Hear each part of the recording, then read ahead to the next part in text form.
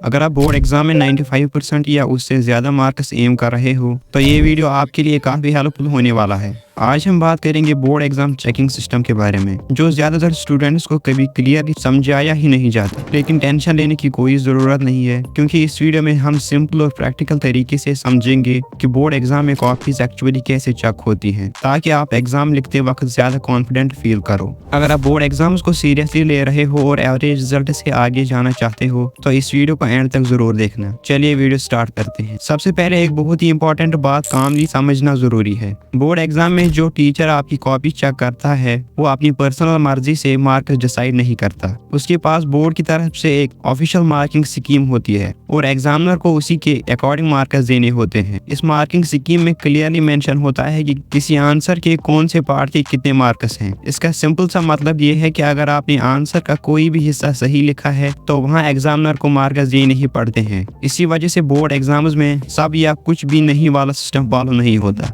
एक और इम्पॉर्टेंट बात जो स्टूडेंट्स को थोड़ा रिलीफ देती है वो ये है कि बोर्ड की आंसर की पूरी तरह एनसीईआरटी पर बेस्ड होती है। एग्जामिनर के पास जो एक्सपेक्टेड आंसर्स होते हैं वो एनसीईआरटी के कॉन्सेप्ट्स, लैंग्वेज और की पॉइंट्स से ही लिए जाते हैं। इसीलिए टीचर्स बार बार एनसीईआरटी को सीरियसली पढ़ने पर जोर देते हैं। एक्स्ट्रा नॉलेज लिखना गलत नहीं होता, लेकिन अगर वो मार्किंग स्कीम का पार्ट नहीं है तो उसका डायरेक्ट फायदा मार्क्स में नहीं मिलता। बोर्ड एग्जाम्स का एक बहुत पॉजिटिव एस्पेक्ट ये भी है कि यहाँ पार्शियल और स्टेप मार्किंग होती है, स्पेशली मैथ्स और साइंस जैसे सब्जेक्ट्स में। अगर आपने फॉर्मूला सही लिखा है, अप्रोच करेक्ट रखी है, लेकिन फाइनल आंसर किसी छोटी सी वजह से गलत हो गया है, तब भी एग्जामिनर आपको मार्क्स देता है। बोर्ड का फोकस हमेशा इस बात पर होता है कि स्टूडेंट का थॉट प्रोसेस कितना क्लियर था और उसने प्रोसेस सही फॉलो किया या नहीं। और सबसे रिएश्योरिंग बात यह है कि बोर्ड एग्जाम्स की चेकिंग स्कूल लेवल एग्जाम के कंपैरिजन में काफी स्टूडेंट फ्रेंडली होती है। यहाँ एम ये होता है कि मैक्सिमम स्टूडेंट्स को उनकी मेहनत के अकॉर्डिंग मार्क्स मिले,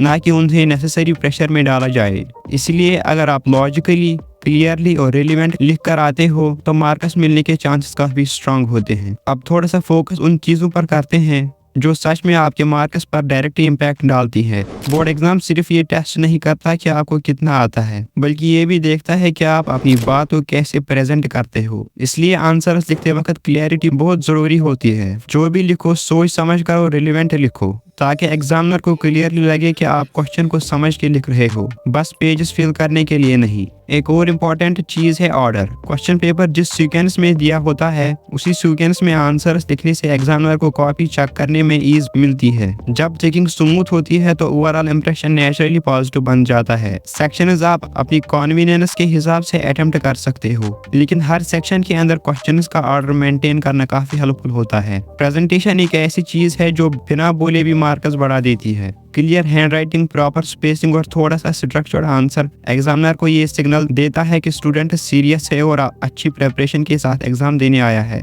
ये छोटी छोटी चीजें मिलकर फाइनल रिजल्ट पर नोटिसेबल इम्पैक्ट डालती है। रफ वर्क को लेकर भी थोड़ा डिसिप्लिन रहना जरूरी है। कभी भी बीच के पेजेस या मार्जिन में रफ वर्क मत करो। आंसर शीट का लास्ट पेज यूज करो। क्लियरली रफ लिखो और सारा रफ वही कंप्लीट करो। इससे आपकी कॉपी क्लीन दिखती है और किसी भी अननेसेसरी नेगेटिव इंप्रेशन से बचाव होता है। और सबसे लास्ट लेकिन सबसे इम्पोर्टेंट बात यह है कि कभी भी आंसर ब्लैंक छोड़कर मत आना। अगर क्वेश्चन पूरी तरह याद नहीं आ रहा तो उस टॉपिक से रिलेटेड जो भी थोड़ा बहुत आता है उसे प्रॉपरली पैराग्राफ के फॉर्म में लिखो। ब्लैंक आंसर सीधा 0 देता है, लेकिन थोड़ा सा रिलेवेंट लिखना भी मार्क्स दिला सकता है, जो फाइनल रिजल्ट में काफी बड़ा डिफरेंस क्रिएट कर देता है। तो अब आपको ये क्लियर हो गया होगा कि बोर्ड एग्जाम सिर्फ रट्टा या प्रेशर का गेम नहीं होता। जब आप सिस्टम को समझ जाते हो तो चीजें ऑटोमेटिकली ईजी लगने लगती है और मार्क्स भी वही रिफ्लेक्ट करते हैं जो आप डिजर्व करते हो। अगर आप सच में बोर्ड एग्जाम्स को लेकर सीरियस हो और एवरेज रिजल्ट से ऊपर जाना चाहते हो तो जो चीजें आज डिस्कस हुई है उन्हें लाइटली मत लेना।